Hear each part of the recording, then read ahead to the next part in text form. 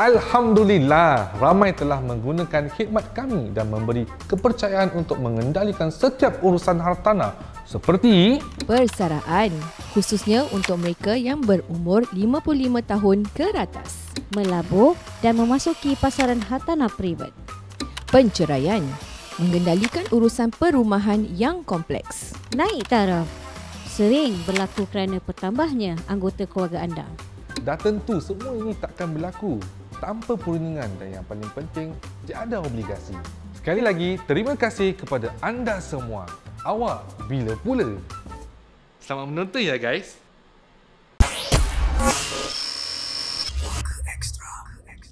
Hai, Assalamualaikum semuanya. Kita jumpa lagi dalam Puaka Extra. Yes. Wah. Nampak?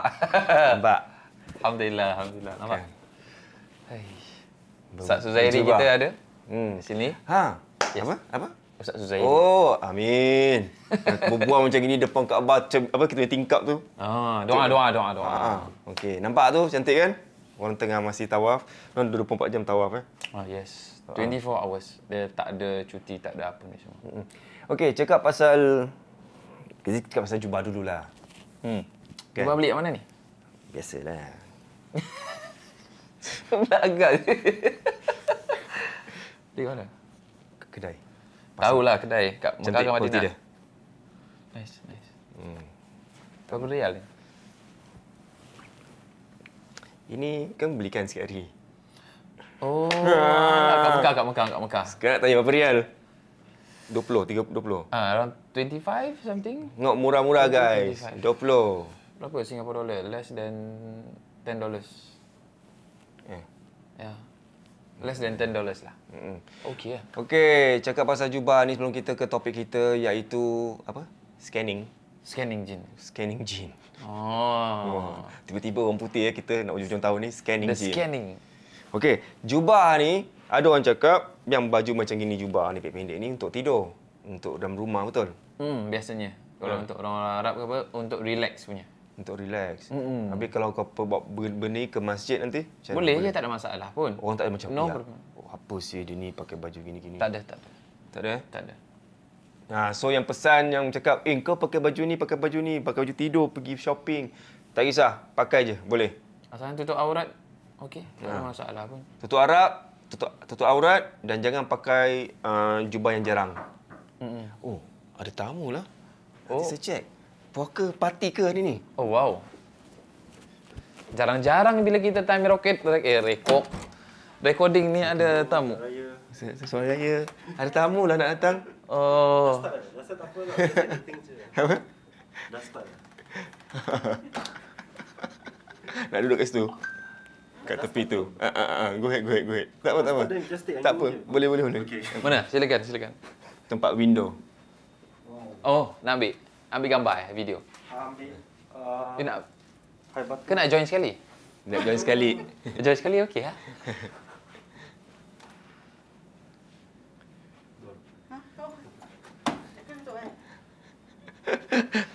Tada! Kita ada tamu lah hari ni. Dia special. Jadi kita on sekali lah. Boleh duduk kat ini? Silakan. Duduk kat mana? Tak ada, duduk dekat kat window. Oh, indoor. Silakan. Duduk. Silakan. Maklumlah view cantik. Kita charge diorang RM50. Per minute. Per minute. Have a seat. But no drink, sorry. Sana city view. Okey, kita teruskan dengan topik kita. Yes. Pasal jubah ni semua dah. Okey, ya. Lepas tu Yang penting boleh pakai macam ini nak pergi masjid ke apa, okey, tak ada masalah. Sama kalau cakap masalahnya sebab tangan pendek ke apa. Ada juga orang pakai baju bola, baju apa, semua sama juga pergi masjid. Yang penting dia sopan. Dia sopan, tutup aurat. Itu cukup insya-Allah. Okey, balik kepada topik kita iaitu scanning jin. Ada orang kat luar sana tu suka scan jin. Betul. Betul scan gitu, scan gini. Lepas tu bila orang dah scan, taruhlah saya ni pandai scan. Saya cakap dengan Ustaz. Ada something lah Ustaz dengan awak ni. Oh, gitu. Selalu ikut. Ha. Awak kena berubat tau. Sekarang kat dalam bilik ni ada apa-apa tak? Ada 2 orang tamu baru masuk. Bilik ni belakang selamat bersih. Alhamdulillah. Alhamdulillah. Sebab faham je lah. Sebelum, okey, kita stop balik. Kita tak buat shoot kat luar. Ya. Yeah. Sebab sini susah sikit. Kalau ada kamera je nanti kena halau. Ya, betul. So kita buat dalam bilik je lah. Okey. Balik kepada scanning ni. Pernah ada kawan punya cerita. Dia cakap apa tau. Bila dia punya saudara ke, abang saudara ke, pakcik dia ke apa, suka buat-buat kawan kat blok-blok tu semua kan. So bawa lah satu kenalan ke apa. Tak tahulah. Dia cakap gitu. So bila dia masuk, dia terus bercakap, dia apa? Kasih feedback lah. Dia tanya semua orang nama siapa kat rumah tu. Taruhlah macam, ni nama siapa? Sekian. Kesiannya. Macam gitu. Lepas tu, yang ni pula nama siapa? Sekian. Berat nama tu, kesiannya. Semua kesian, dia cakap gitu tau. Dia dah geram tau. Dia dengar, dia geram je. Lepas tu dia tambah lagi. Dia cakap apa? Kat dalam rumah tadi sebelum saya masuk, ada nampak kelibat perempuan. Wah. Lepas tu dia cerita dengan saya. Bila dia dengar, dia cakap, wah, bila dah dengar macam gini, kau datang rumah aku, kau kasih komen macam gini, kau cakap nama orang tu siapa, bukan ke buat orang tu macam takut? Ya. Kan? Betul. Lepas tu dia cakap lah, ada doa. Dia cakap gitu. Dia cakap kalau orang ni orang tak betul ke apa, neighbor tak betul ke apa, haramkan dia datang rumah. Habis tu? Lepas tu saya tanya balik, macam mana? Ada cerita tak? Dah tak ada jumpa lagi. So pakcik dia tak kawan dengan dia. Gitu. So orang macam mana yang suka scanning? First thing kalau kita nak cakap tentang scanning ni semua adalah ahwal ataupun hal ghaibiyat. Maknanya sesuatu yang ada kena-mengena dengan benda-benda yang ghaib. Dan untuk menunjukkan ataupun meyakinkan seseorang tentang benda-benda ghaib ini susah. Dan ketika seseorang itu nak cakap tentang benda-benda ghaib, especially khususnya jin. Kalau benda-benda yang lain, yes, kalau nanti kat syurga, neraka, timbangan amal nanti di akhirat, semuanya yes berdasarkan hadis Nabi SAW, berdasarkan Al-Quranul Karim. Akan tetapi kalau tentang dalam rumah, kita boleh buat scanning, dia tak ada any dalil langsung daripada para ulama, daripada hadis ataupun ayat Al-Quran. Jadi kalau seseorang tu datang kemudian macam tadi kan, dia tanya, dia terus tanya tentang nama, first thing tentang nama. Saya tak tahu macam mana dia boleh scan melalui nama. Contohnya namanya si Fulan bin Fulan ataupun Fulan binti Fulan. Kemudian dapat scan. Biasanya benda seperti ini dia akan pakai melalui khadam. Khadam tu maknanya dia punya orang suruhan ataupun jin suruhan untuk lihat dia punya keadaan. Lihat rumahnya, lihat bagaimana keluarganya dan seperti itu. Dan berita yang dibawa itu dia tak ada 100% betul. Kalau betul pun still dilarang oleh Allah Subhanahu Wa Taala kan. Wa annahu kana rijalun minal insi ya'udzuuna bi rijalin minal jinni fazaduhum rahaqa. Allah katakan ada sebahagian golongan lelaki daripada manusia yang meminta segolongan kaum lelaki daripada kaum jin fazadahum rahaqa. Maka dia akan menambahkan lagi kesesatan. Maka di sini tentang nama, kita kena tengok kalau ada orang tanya seperti itu, jangan percaya. Yang mana kalau mak kita, bapak kita kasih nama yang baik, ya baik saja. Kemudian yang kedua, kalau untuk yang rumah macam tadi kan, saya paling tak suka sekali. Saya sendiri paling tak suka sekali orang yang datang rumah terus dia bilang, oh kat dalam rumah awak ada ini, ada itu, ada ini, ada itu. Dia sebetulnya dia akan melemahkan lagi iman. Cuba kalau ada orang datang, kemudian bilang kat dalam you punya bilik ada dua benda. Dia duduk kat situ dengan duduk kat sana. You rasa ke you kalau bangun malam untuk solat tahajud? Otak dah tu berkecamuk lah. Otak you dah start. Kalau ada bunyi sikit aja, terus dia akan start. Ni mesti benda ni mesti benda tu. So dia akan melemahkan iman kita pada Allah Subhanahu Wa Taala. Bukankah kita perlu takut pada Allah Subhanahu Wa Taala melebihi benda-benda yang lain? Jadi Bila dah lemah iman, maka nanti jadi ibadah pun jadi kurang khusyuk, ibadah pun jadi ragu-ragu nanti, jadi was-was dan lain-lainnya. So it's always best to not do that. Bahkan kalau ada servis seperti ini kan, pun bahaya, jangan. Oh, ada orang buat servis ni? Ada. Untuk scan-scan aja? Yes. Service. Bayar, charge.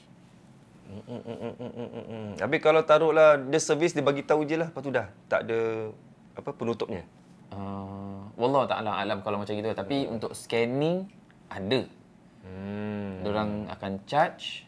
Ada yang saya tahu yang dia charge dan dia macam dia bilang macam dia bersihkan sekali lah. Macam itu. Tapi kalau untuk scanning saja kemudian jalan, wallah alam. Saya tak tahu tentang itu.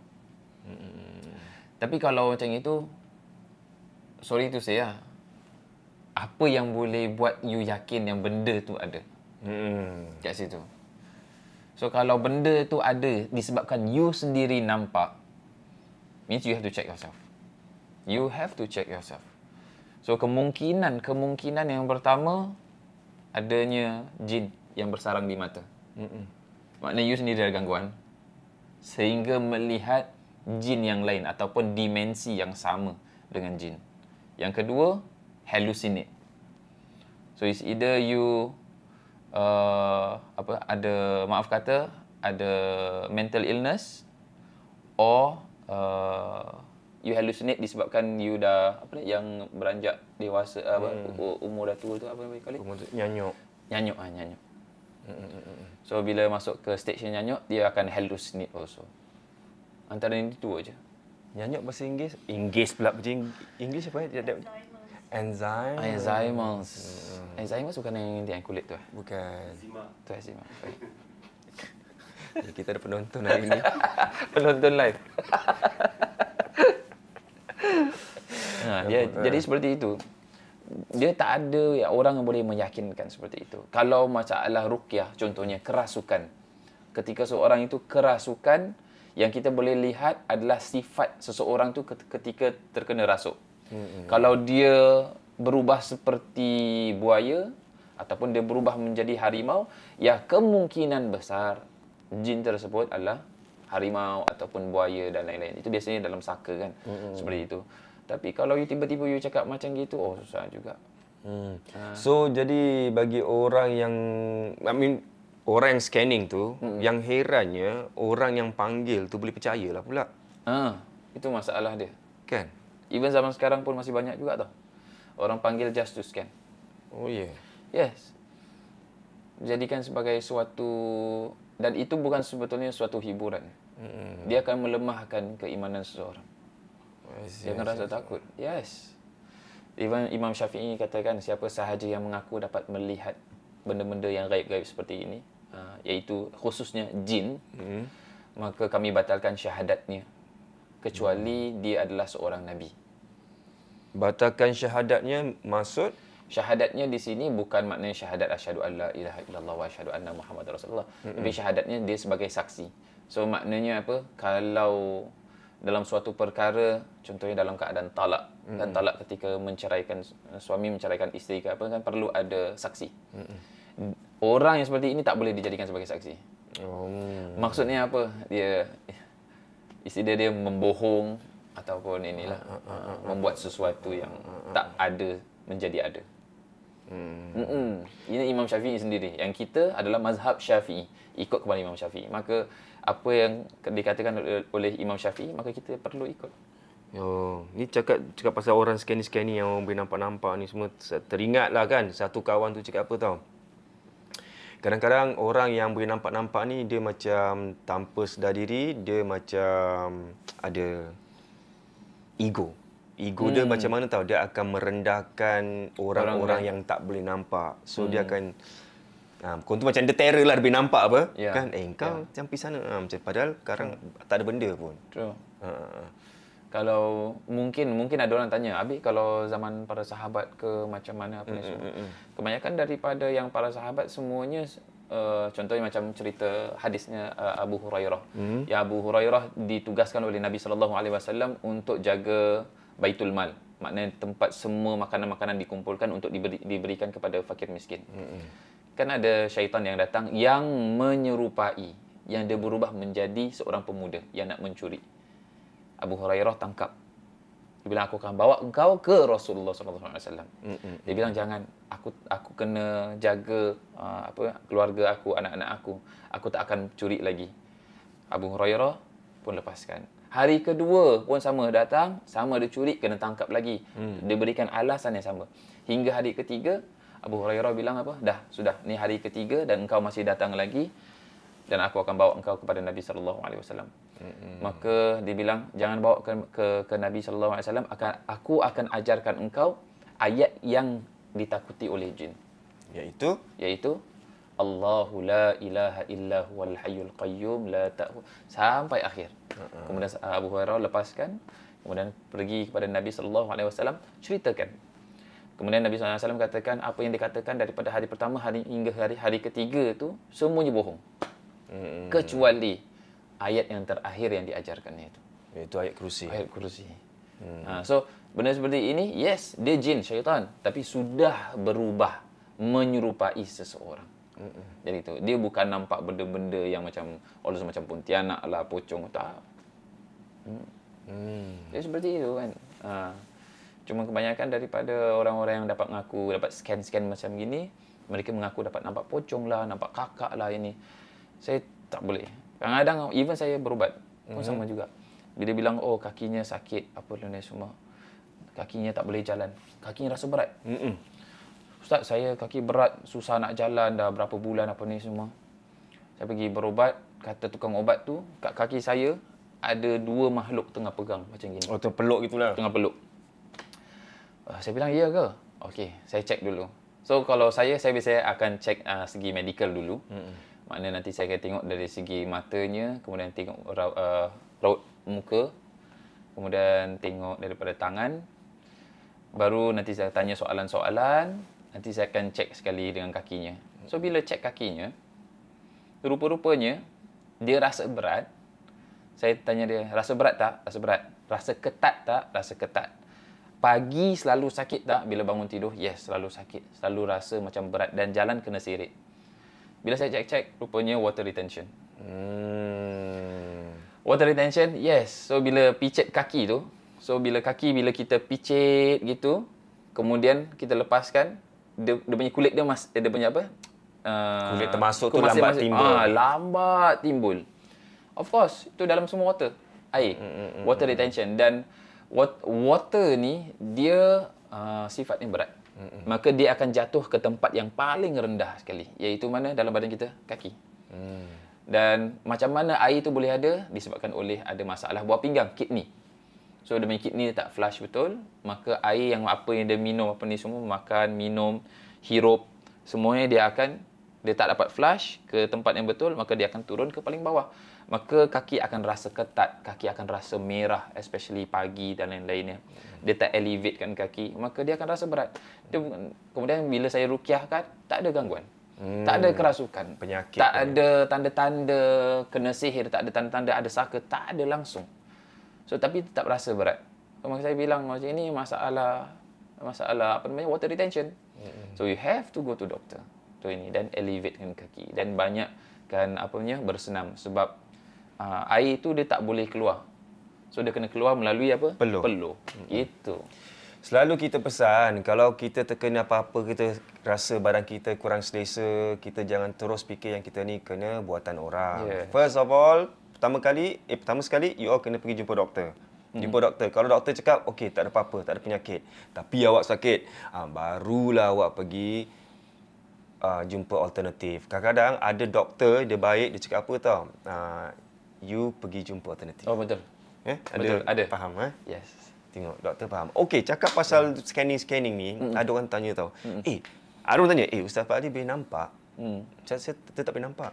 Habis kan sekarang kalau kita buat shoot poker nanti kita gini, kita nampak. Kita cakap tu kalau Tuhan nak kasih dia ternampak kelibat tu, dia nampak lah. Macam manusia biasalah kau nampak. Apa-apa kau nampak lah. Tapi dia tak boleh nampak. So soalannya, adakah awak boleh nampak? Tak nampak. Ya. Habis boleh jalan ke bilik hotel saya ya? Maknanya nampak. Itu buta. Bukan apa. Tak nampak. Tak nampak. Tak paling susah sekali nak nampak. Tapi kadang-kadang kan macam ada benda macam pelik. Macam that time yang saya pernah nampak yang the first kali, I think you're not wrong, yang If I'm not is wrong. behind you, then I tanya you okay Yelah tu lah. Yang hitam tu. sebab nampak macam ada there's macam shadow kat belakang tu. Macam mana boleh ada ini macam tu. Tapi tempat tu memanglah Kan? ya. Macam tu. Satu lagi, kat sini saya nak baca lah. Bukan nak baca Dia apa. pasal boleh cakap. Boleh cakap. I mean dekat dalam studio, I mean sebelah studio dia kan. Oh, memang jual benda-benda macam gitulah. Sebab sebelah kita punya studio tu is memang yang jual all those macam Kepercayaan diorang. kepercayaan mereka punya apa, all those macam amulet lah apalah ni semua kan. So tangkal ni semua, and dia memang dahsyat lah. So that's why you akan macam selalu nampak kat ini, kat Puaka punya itu. Lagi kita tengah berbual pasal dia punya clan, dia pun tengok. Motion. Dia bukan Cina lah, itu Thailand lah. Sana ni kap. Ni Ustaz Fahri Kam ni kap. Ya, Kap. Okey. Ini macam mana pula bila orang cakap pasal scanning ni, lepas tu terus ada orang buat statement yang cakap macam sedangkan Ustaz boleh baca naluri kita, sama ada kita ni orangnya rajin ke tak, apatah lagi orang yang nak sihirkan kita. So maknanya you dah tahu, you boleh ustaz-ustaz ni semua boleh boleh tahu kau gini. Betul ke semua macam itu? Tak. Kita tak tahu pasal naluri orang lain, dan kita sebagai manusia, juga, kita tak boleh baca hati orang lain. Yang tahu hati hanyalah Allah Subhanahu Wa Taala. Even syaitan pun tak akan tahu isi hati kita. Syaitan boleh baca pemikiran kita, gerak-gerik kita. Tapi kalau hati, tak. Allah Subhanahu Wa Taala saja yang tahu isi hati seseorang. Jadi nak tanya, ustaz tahu tentang naluri seseorang? Tak tahu. Seriously. Itu bukan saya je. Semua ustaz apa pun tak akan ada yang tahu tentang naluri seseorang tu, isi hati seseorang tu. So, korang yang kadang bagi statement ataupun cakap macam gitu, hati-hatilah sebab kadang kita ni mengelirukan orang lain. Nanti orang lain yang tak berilmu ataupun tak tahu apa-apa, orang percaya. Itu dah jadi domino effect. Dia ni cakap, dia ni cakap, semua je percaya. Ya. Kita jangan taklid, kita jangan dengar terus kita macam confirm ini, tak. Even apa yang saya cakap ni, jangan terus ambil bulat-bulat. Ambil, you buat your own kajian. Jadi bila you ikut tu, you faham. Rather than, ustaz ni cakap macam ini, ustaz cakap macam itu. Tak. You dapatkan maklumat tu, you kaji balik. Jadi seperti it's always the best lah. Tapi seriously lah, kalau saya tahu naluri kan, itu confirm best. Confirm best Confirm. Orang pertama sekali saya attack dia. Wow, suka meta attack sekarang Kita kat tanah haram ni. Suka meta attack kan. Okey, cakap pasal tu, satu lagi. Lupa. Bagus. Tengok Kaabah dulu, baca selawat.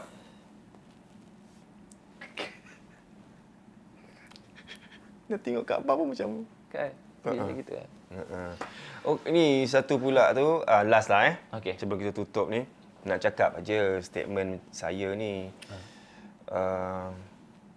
Lupa lagi. Dia kat sini ada banyak lupa tau. Saya tak tahu apa. Saya lupa. Saya tak lupa bangun pagi. Pergi subuh.